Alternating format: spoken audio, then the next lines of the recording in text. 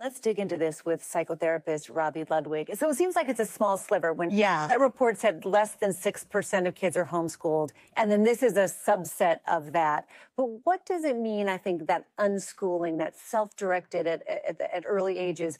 I mean, what does that do for development? Well, it seems like they're focusing on a child's curiosity and where their interests lie. Now, not all young kids know what they're interested in, and that's why we expose them to so much.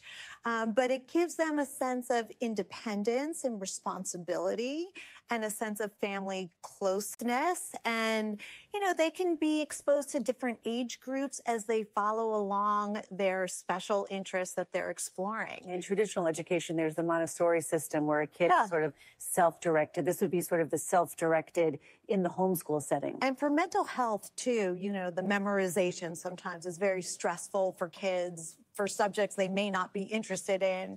And so for those types of students, they may like a more relaxed environment. You heard Morgan talk about experts who worry about foundational gaps. Yeah. Maybe the parent doesn't have my kids laughed at me in math by about 5th grade. I don't know that I'd be able to get them through the high school level math on my own. What about potential foundational gaps? Maybe this isn't for all parents and kids. Well, it's definitely not. I'd be concerned about foundational gaps as well, because we can't be an expert in everything. And I think that for a parent who chooses to do this, they need to understand how to teach their child so there aren't those gaps.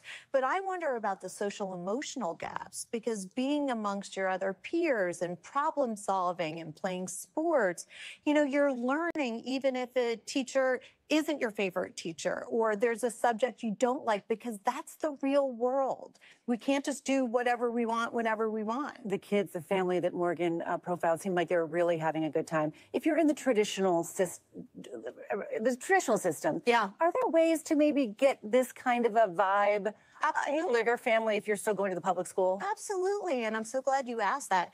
During breaks, you can take your child to a museum. You can expose them to a lecture.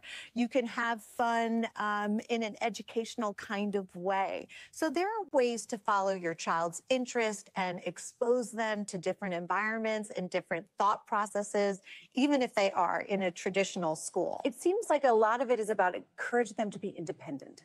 Yeah, independent, and that your passions and curiosity matters, and that you can love learning from that place. Dr. Robi Ludwig, always so fun to be with you. I always learn something. Well, likewise. Thank you. All right, Dr. Robi Ludwig, thank you. There's more news ahead. You're watching NBC News Daily.